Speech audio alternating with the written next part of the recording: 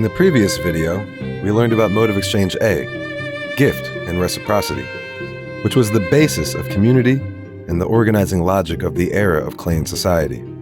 Now, we shift our focus to mode of exchange B, plunder and redistribution, the basis of hierarchy and social domination, and the organizing logic of the Age of Empires.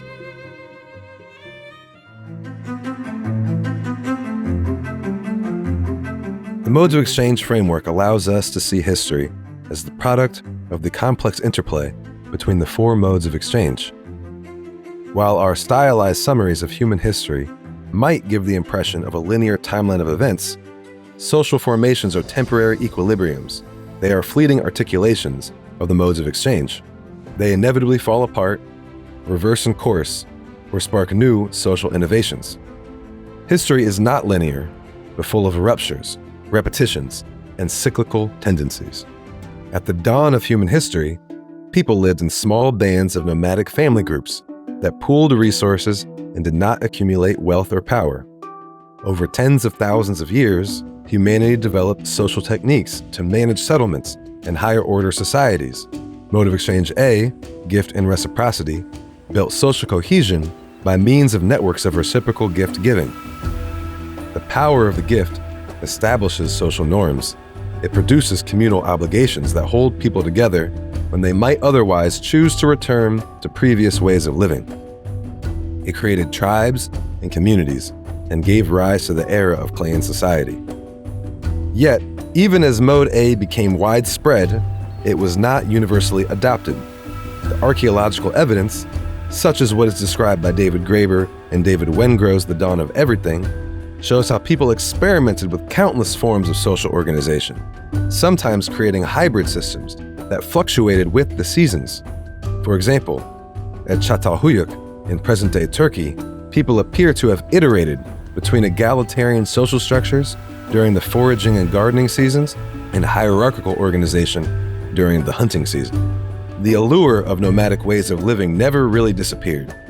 Throughout the ages, people have continued to desire the equality and freedom of resource pooling, which has produced a cyclical pattern in human history, a repeated tendency in which established social formations are broken apart by the social drive toward authentic relations. As history has progressed, the manifestation of this tendency and its impact has also changed, but it continues to be critical to our understanding of history and to the possibility of building a better world.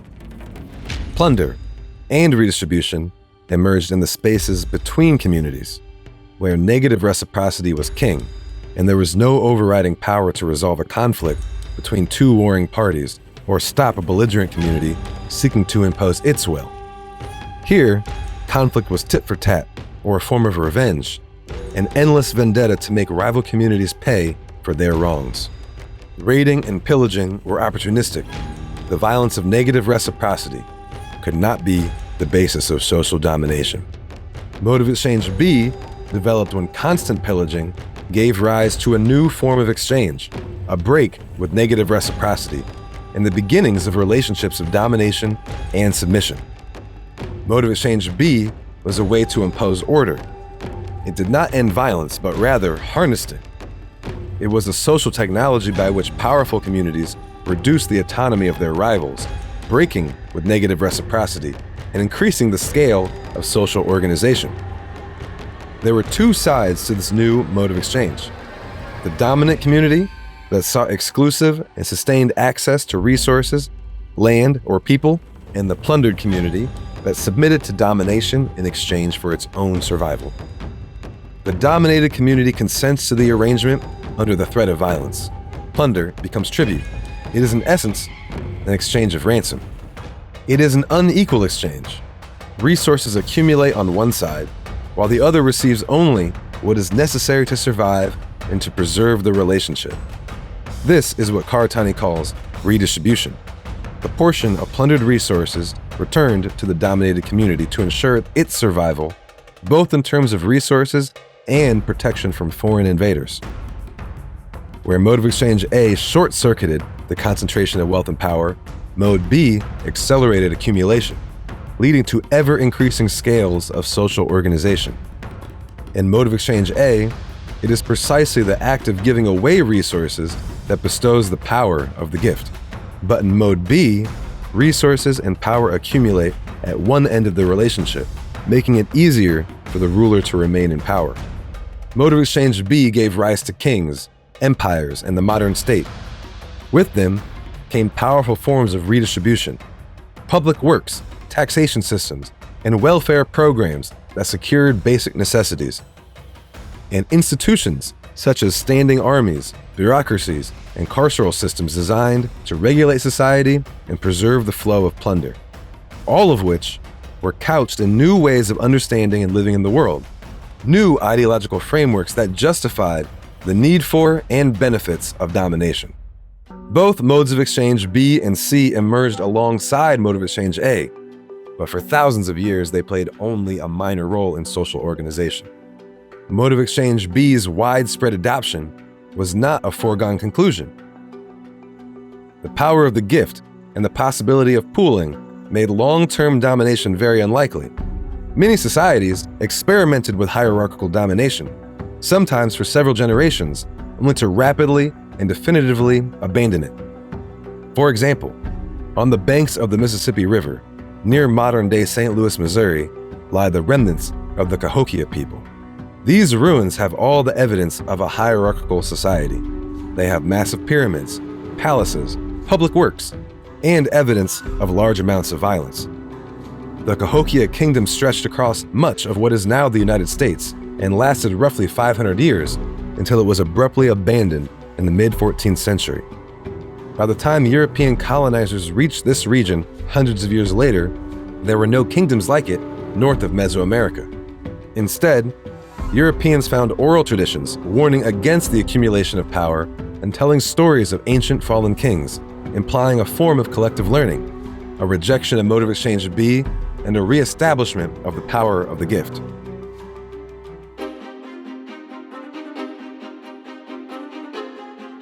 Eventually, the development of plunder and redistribution led to the onset of chiefs, kings, religious leaders, and despots.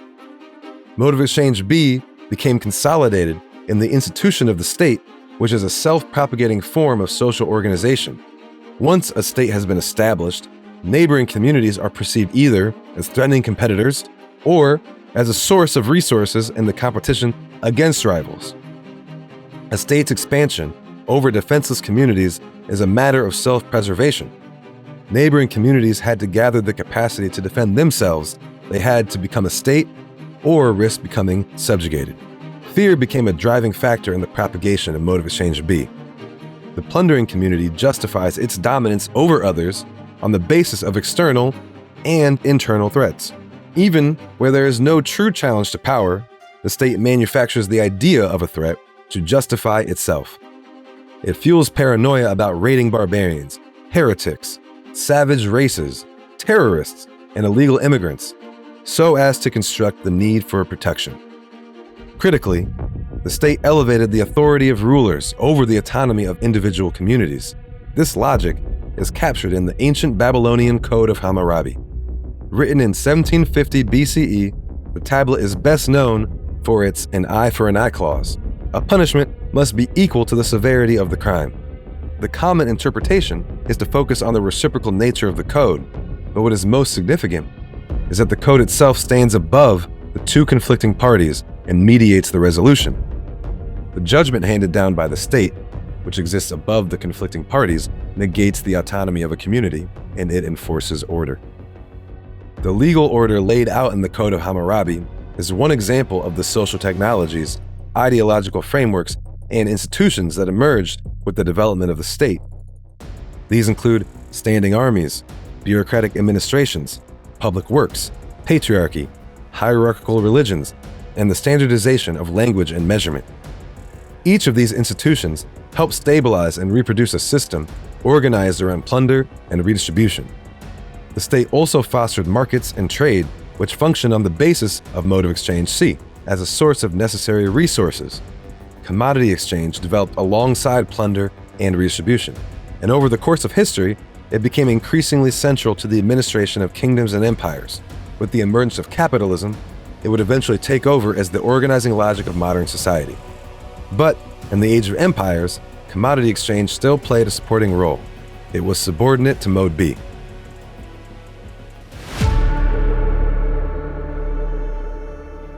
Plunder and redistribution first took hold in the proto-city-states that arose along the world's great rivers: the Nile, the Indus, the Yellow River, and Mesopotamia. These were important fishing grounds, and they were key transportation nodes for nomadic peoples. Settled communities along these rivers eventually experimented with agriculture, but, more importantly, they came into increasing contact and conflict with each other in ways that could not be fully mediated by the power of the gift. The desire to exchange resources freely through trade and to resolve endless raiding and pillaging required new techniques of resource distribution, new modes of exchange. In ancient Mesopotamia, what is typically described as the earliest known state, the civilization of Sumer emerged out of many interacting proto-city-states. The Uruk period, more than 6,000 years ago, gave rise to stratified temple-centered cities and river trade. Cities such as Eridu, Uruk, Larsa, and Ur grew in size and complexity during this period and developed modes of accounting and bureaucracy. They would continue to trade and clash in warfare for over 1,000 years before the emergence of kings and walled cities that characterized the dynastic period of Sumer. By this time, plunder and redistribution had become the organizing logic of society. It was evident in military infrastructure and burial practices, and in the inequalities embedded in the urban landscape. It also drove the emergence of new forms of spirituality and worship. Under the spirituality of Mode of Exchange A, the spirits of the world were many, and they lived among us. By providing offerings or gifts to spirits and ancestors, we could enlist their power, their magical force, their countergift. But with Mode of Exchange B came transcendent gods, beyond our earthly realm, who demanded worship and sacrifice. They demanded plunder in exchange for their goodwill, for their protection. This explains why proto-city-states are often described as holy cities. Their temples, religious leaders, and transcendent gods represented new ways to collect, stockpile, and redistribute plunder in the form of religious offerings. These theological innovations also justified ceding a community's autonomy to higher powers, to laws, to gods, and to rulers who claimed to govern in their name. Yet, the fate of these new gods was tied to the people who worshipped them. A conquering empire demonstrated the strength of its god through war and expansion. The collapse of a kingdom was proof that its god had failed to protect it, that its god was dead. If two states could not fully overcome each other, then their gods might merge or become part of a pantheon. In some societies, the relationship between the ruler and god became explicit in the form of a god-king or a divine mandate. All of it served to explain why some communities should rule over others. Just as gods and religion provided a way of understanding the world that justified domination, philosophy could serve a similar role. During the Warring States period of Chinese history, beginning in the 5th century BCE, constant warfare among rival states unfolded alongside what historians call the 100 schools of thought. This was a flourishing of philosophy that produced many traditions, including legalism. Legalist thinkers argued that the state should be organized through clear laws, ranks, and administrative methods rather than aristocratic privilege. They advocated the suppression of the hereditary aristocracy and customary beliefs of clan society in favor of a morality based in legal procedures and bureaucratic hierarchies, which is to say, they gave moral ground to turn from Mode of Exchange A to Mode of Exchange B. These ideas would become crucial to the Qin dynasty, whose consolidation of China's first unified state required an unprecedented level of administrative sophistication. By shaping how people understand the world, Mode of Exchange B produced new ways of living in the world. For example, it produced the bureaucrat, the professional soldier, and the priest. Previously, the notion of losing the autonomy of the warrior farmer of clan society would have been quite literally unthinkable. But with Mode of Exchange B, redistribution could be the basis for new ways of living. One manifestation of these new ways of living was the production of patriarchal society and gender-based roles. The emphasis on the capacity to wield force and the institutionalization of armies and war drove the production of masculinity and its elevation over femininity. The state needs a warrior class to fight its battles, but it also needs someone to take on the tasks of social reproduction, of rearing children, of caring for the sick and the elderly. It needs a growing, healthy population to function. This division became embedded in social life, and even today, ideas of masculinity and femininity continue to shape how we see the world, reinforcing the state and its forms of violence and control.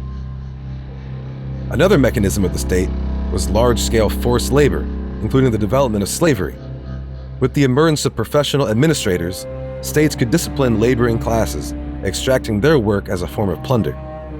These administrators standardized measurements and language and harnessed labor to build massive public works and roads. While clan societies could build monumental structures, it was only after Mode of Exchange B that large-scale infrastructure, like irrigation-based agriculture, became possible.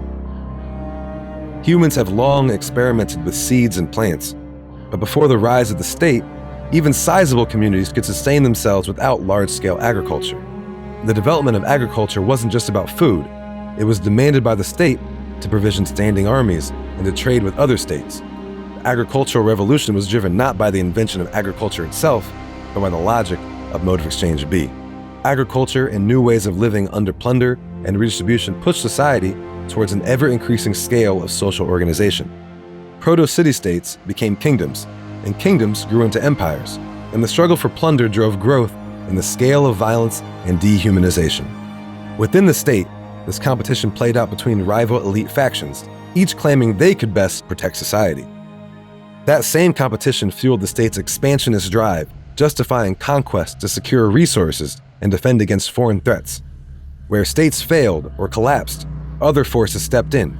Street gangs, mafias, armed rebellions, mercenaries, each in its own way, followed the same logic of plunder and redistribution.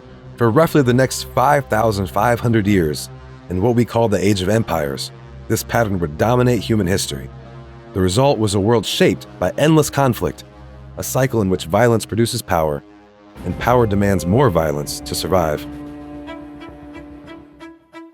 Today, plunder and redistribution is all around us. It shapes our relationships.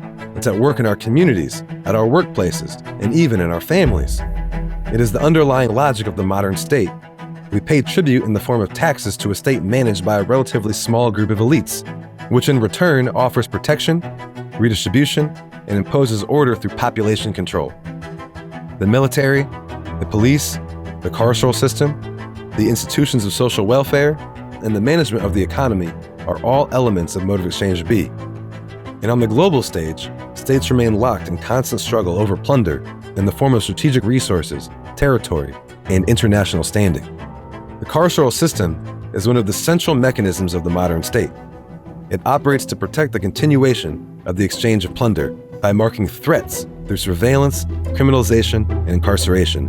The state enforces submission and justifies domination. If prisons are the violent face of the state, the welfare system is its benevolent one.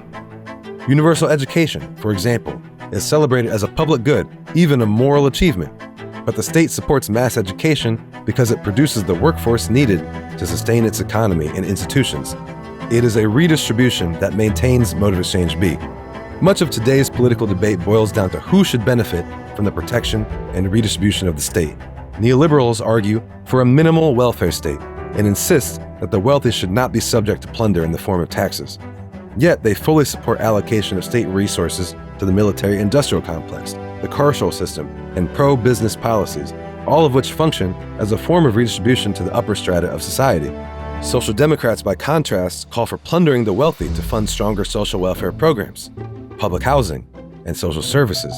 They do not oppose the state itself, they seek only to redistribute its plunder more widely. Whether we are conscious of it or not, we consent to these forms of domination. Without consent from both parties, the tribute relation can only ever be pillaging or active occupation. If we resist Mode of Exchange B, if we refuse to pay tribute, then we are in active rebellion with the state. Not only are we not afforded its protections, but also we can be marked as a threat and face retribution in the form of violence, surveillance, and incarceration. And if elites fail to provide protection and redistribution, if they do not hold up their end of the relationship, the result will not be the end of the state. Instead, a new political economic class will vie for and usurp the position of ruler, either through electoral victories or by means of violence. In other words, Mode of Exchange B creates structural relationships beyond the agency of any individual or community. It narrows the range of possibilities by structuring how people understand and engage with the world. We are led to believe that the state is the only thing standing between us and collapse. This cliché is endlessly repeated by film, literature, and political discourse, often with allusions to the inevitability of so-called human nature. In post-apocalyptic stories, as soon as catastrophe strikes, survivors are shown devolving into violence, raiding, and pillaging. The need for authority to enforce order is never questioned. These are the ideological trappings of the state, where domination was once justified by god-kings and divine mandate, it is now justified by the specter of collapse. Yet these stories have no factual basis. They function as a theology of the state. In reality, when disaster strikes, people overwhelmingly turn to mutual aid and communal solidarity. Human beings are naturally resourceful, and in times of crisis, even more so. Throughout history, there has never been a shortage of those willing to forge a path toward a better world. But the way toward freedom is not obvious. Many have fallen into the illusion that fundamental change can be won simply by taking state power. And while states can take many forms, and a change in rulers can improve people's lives, the structural tendencies of motive change B do not end when a benevolent faction takes charge. A benevolent ruler will still be forced to accumulate plunder, to provide redistribution, and to ensure protection, if they desire to maintain their position of power. In our efforts to create a freer world, we might find reasons to engage strategically in the competition for state power. But to escape the cycle of plunder and redistribution, we will need to move beyond the structural formation of the state.